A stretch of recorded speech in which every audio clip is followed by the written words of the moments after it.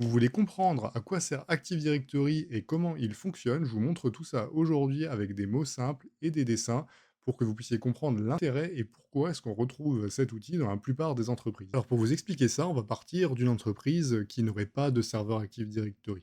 Alors déjà, pour qu'on soit tous au même niveau de vocabulaire, serveur client, serveur simplement une machine qui propose quelque chose, ça peut même être un logiciel sur la machine qui est un logiciel serveur. Client, c'est un logiciel qui va demander quelque chose. En général, on parle de machine cliente, on parle de poste utilisateur, d'ordinateur utilisateur.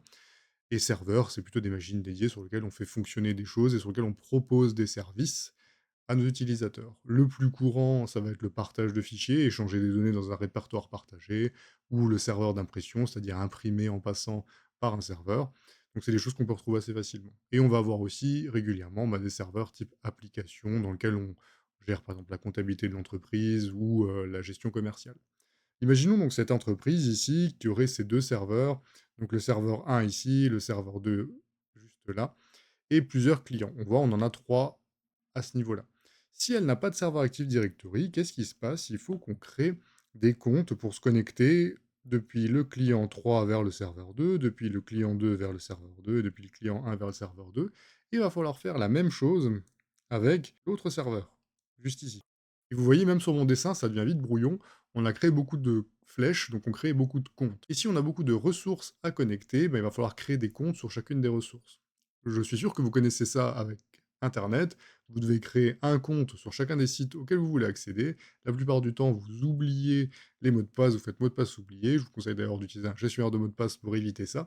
Mais si vous ne faites pas ça, vous voyez que vous multipliez les noms d'utilisateurs et les mots de passe et ça devient vite très compliqué à gérer. Eh bien, dans un réseau d'entreprise, c'est exactement la même chose. Si on n'a pas quelque chose qui va centraliser les comptes, eh ben, on va devoir créer des comptes sur chacune des ressources et automatiquement, au bout d'un moment, ça va faire des comptes partout et ça va créer des problématiques de gestion. Déjà, on ne saura plus où sont créés les utilisateurs, où sont créés les comptes et on ne saura même plus quel compte utiliser. Imaginez un utilisateur, il ne saura plus comment se connecter et vous, en tant qu'administrateur, vous ne saurez même plus où aller réinitialiser son mot de passe.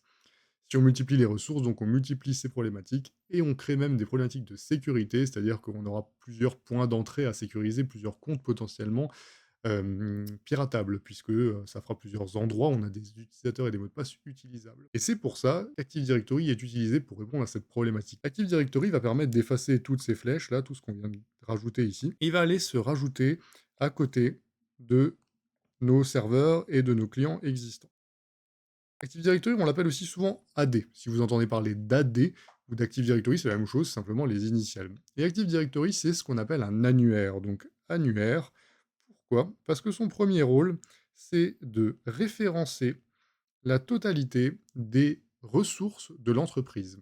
Et les ressources, dans le monde d'Active Directory, on appelle ça des objets. Et les objets, qu'est-ce qu'ils sont? On va retrouver nos machines comme on a pu les voir ici, donc les serveurs, les clients, mais aussi les utilisateurs. Nos utilisateurs seront aussi des ressources, donc on aura aussi des utilisateurs. Je vais marquer user pour que ce soit un peu plus court, donc en anglais. On aura un, 2, 3 et ainsi de suite. Donc l'objectif de notre Active Directory, c'est de référencer la totalité des objets de notre entreprise. Pourquoi? Comme ça, on n'aura déjà qu'un seul endroit où on a toutes les informations et elles seront complètes. Donc, ça sera plus simple à gérer puisque je pourrais me connecter à cet endroit-là pour gérer mes ressources. Et vu qu'Active Directory les aura référencées, je les aurai toutes. Et vu qu'elles sont en un seul point, on peut aussi dire que le deuxième rôle d'Active Directory, c'est de les centraliser, tout simplement. Une fois qu'Active Directory connaît la liste de toutes les ressources, donc tous les serveurs, tous les clients, tous les utilisateurs, il va être capable de distinguer qui a le droit de faire quoi. Et qui a le droit de faire quoi? Comment il le décide? Déjà en attribuant à chacun des utilisateurs et à chacun des objets et à chacune des ressources un identifiant unique, pour être sûr d'à tout moment pouvoir distinguer qui est qui. Imaginez, moi je m'appelle Kevin, quelqu'un d'autre s'appelle Kevin dans l'entreprise. Si tout le monde utilise le nom d'utilisateur Kevin, on ne pourra peut-être pas distinguer ce que Kevin, moi, a le droit de faire et ce que Kevin, l'autre, a le droit de faire. Donc pour éviter cette problématique-là, Active Directory, il va identifier en mettant un numéro unique en plus du nom d'utilisateur chacune des ressources. Alors, je vous donne le nom d'utilisateur, mais c'est aussi valable pour les ordinateurs, ou on le verra tout à l'heure pour les autres objets que gère Active Directory. C'est pour ça qu'on dit aussi que son autre rôle, c'est d'identifier les ressources.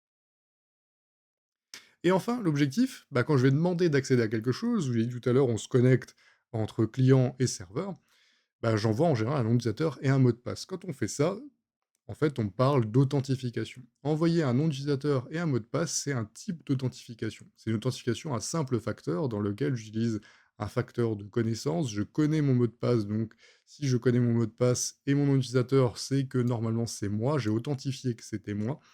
Et c'est ce qui va se passer avec Active Directory. Mes utilisateurs, ils vont pouvoir se connecter à des ressources en envoyant un identifiant et un mot de passe.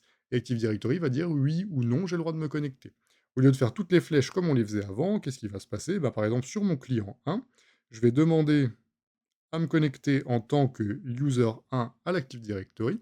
Et Active Directory va me dire oui ou non. Si j'ai le droit de me connecter, eh bien, tout simplement, je vais ouvrir ma session. Et quand on parle d'ouverture de session ou de session utilisateur, c'est ça qui se passe. J'ouvre une session sur un ordinateur en ayant demandé l'autorisation à Active Directory.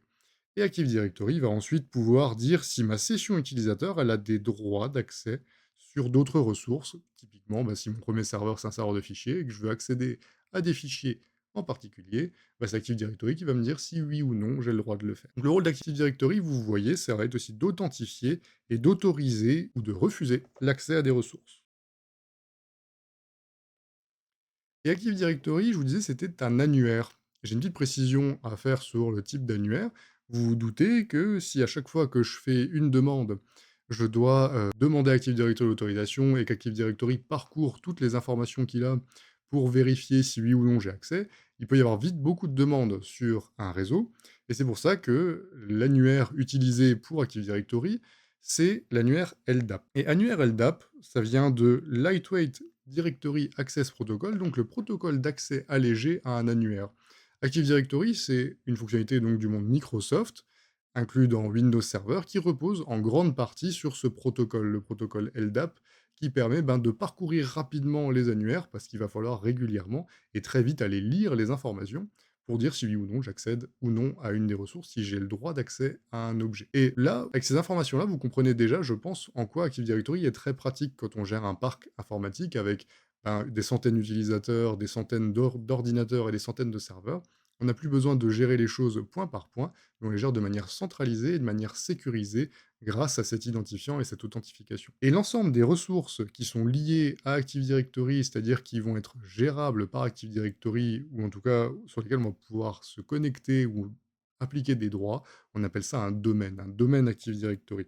Et donc un domaine Active Directory, ça va englober la totalité des objets de l'entreprise. Et c'est à opposer dans le monde Windows en fonctionnement en groupe de travail ou workgroup où chacune des ressources est autonome. Quand on est en domaine, chacune des ressources peut parler entre elles par l'intermédiaire du serveur Active Directory. Et en fait, pour être précis, on parle de serveur Active Directory, mais le vrai nom, c'est contrôleur de domaine. Et on comprend pourquoi contrôleur de domaine, puisque c'est lui qui contrôle, qui a le droit de faire quelque chose dans le domaine. Et vous verrez souvent noté aussi pour les Active Directory, les 2 lettres DC, Domain Controllers, c'est simplement contrôleur de domaine en anglais. Active Directory, c'est le nom un peu commercial, on va dire, en tout cas le nom de fonctionnalité, là où contrôleur de domaine, c'est vraiment le nom de serveur technique. Et l'ensemble des ressources, c'est donc un domaine. L'autre point très important d'Active Directory et très utilisé, ça va être la gestion, simplifiée, l'administration simplifiée. Active Directory, au-delà de gérer les utilisateurs et les ressources, il va nous permettre déjà de créer des groupes. Et les groupes, ça va nous permettre de regrouper entre les utilisateurs et de définir les droits non plus point par point, donc utilisateur par utilisateur, mais à la place sur des groupes entiers. Je donne un exemple pour que ce soit plus clair. Une entreprise qui aurait un service de comptabilité et des fichiers propres à la comptabilité, on va pouvoir créer un groupe comptabilité dans lequel on met tous les utilisateurs de la comptabilité et sur mes ressources accessibles par la comptabilité, partage de données, logiciel comptable, je donnerai les droits au groupe comptabilité. Et je n'aurai plus besoin de donner les droits utilisateur par utilisateur. Imaginez si dans le service il y a 30 personnes, ça serait pas pratique. En plus, à chaque fois que quelqu'un part ou que quelqu'un arrive, il faut penser à aller sur toutes les ressources pour définir les droits. Grâce au groupe, j'ai plus besoin de faire ça. Donc ces groupes, ce qu'on appelle aussi des groupes de sécurité, ils permettent de simplifier la gestion. C'est encore un énorme avantage d'Active Directory dans la gestion du quotidien. Et l'autre avantage, il va être un peu de ce style-là, c'est ce qu'on appelle les stratégies de groupe. Les stratégies de groupe, on les appelle aussi des GPO. Elles vont nous permettre d'appliquer des paramètres sur un ensemble de ressources. Par exemple, là sur mes serveurs, je pourrais décider que personne n'ait le droit de se connecter en direct autre que les administrateurs. Personne n'a le droit d'ouvrir de session dessus autre que les administrateurs. Ou je pourrais décider que sur mes clients, tout le monde ait le même fond d'écran. Ou que tous les utilisateurs de la comptabilité, justement, aient un fond d'écran particulier. Je peux appliquer des paramètres de manière globale sur un ensemble de ressources et de manière automatisée. Ces paramètres-là, ils vont s'appliquer au démarrage de l'ordinateur ou à l'ouverture de la session, en fonction de si on les applique sur des ordinateurs ou des sessions. Et ça vous permet de gagner beaucoup de temps et de plus avoir besoin de passer poste par poste. C'est beaucoup plus simple quand j'ai un paramètre global à faire, ou en tout cas une uniformisation à réaliser. Donc pourquoi GPO? Pourquoi est-ce que je vous parle de GPO? Parce qu'on a tendance à utiliser plutôt ce terme-là que stratégie de groupe. GPO, ça veut dire Group Policy Object, simplement objet de stratégie de groupe en anglais. Donc là, vous avez les trois grandes fonctionnalités et trois grands intérêts d'Active Directory. Avoir tout au même endroit et pouvoir les identifier, les authentifier, ce qui nous permet de gérer les droits et après de simplifier la gestion des droits via l'usage des groupes et de simplifier les paramétrages et l'administration avec l'usage des stratégies de groupe. Attention, les stratégies de groupe, petite nuance et dernier objet que je voulais vous présenter aujourd'hui, s'appliquent par défaut sur des unités d'organisation. Unité d'organisation, c'est simplement un plus petit morceau du domaine. Vous voyez, le domaine, c'est toutes les ressources, hein, j'ai tout entouré quand j'ai fait le domaine. Je peux appliquer des paramètres sur des plus petits morceaux grâce aux unités d'organisation, ou aussi appelées OU ou UO. Par exemple, si je veux que mes 3 clients de tout à l'heure, ou mes serveurs, comme je l'ai fait ici, aient un paramétrage de GPO particulier, eh bien, je vais les mettre membres d'une UO spécifique, par exemple l'UO serveur, UO SRV, pour que ce soit plus rapide. Et UO, unité d'organisation, parfois aussi écrit en anglais OU, Organizational Unit. Mais c'est la même chose, c'est simplement le terme anglais. On est plusieurs à parfois utiliser le terme anglais plutôt que le terme français. Et avec ça, vous avez déjà un bon panel de ce qui est capable de gérer Active Directory. Les utilisateurs, les ordinateurs, les groupes, les unités d'organisation. Dans ordinateur, on implique les serveurs, c'est simplement un type d'ordinateur comme je l'ai dit au début. Et on va avoir aussi, sur ces ressources-là, la gestion par GPO, la gestion des droits et bien évidemment la gestion de l'authentification. Et si notre entreprise, là qu'on a imaginé au début, demain est amenée à ouvrir un nouveau site, imaginons que l'entreprise que je viens de vous présenter vient de France et qu'elle décide d'ouvrir un nouveau site en Belgique, et dézoomer un peu, vous allez comprendre pourquoi, on est capable de faire un nouveau domaine, qu'on appelle un sous-domaine, qui va permettre de donner des droits et de mettre des utilisateurs en commun entre les deux domaines, sans que par défaut, tout le monde puisse accéder aux ressources de l'autre. Je vous donne un exemple, vous avez un administrateur de France, vous voulez qu'il accède qu'aux ressources de France, pas de problème. Il sera dans le groupe admin du domaine France, du domaine de France, et dans le sous-domaine du nouveau pays, par exemple la Belgique, on aura un groupe admin du domaine, du sous-domaine Belgique.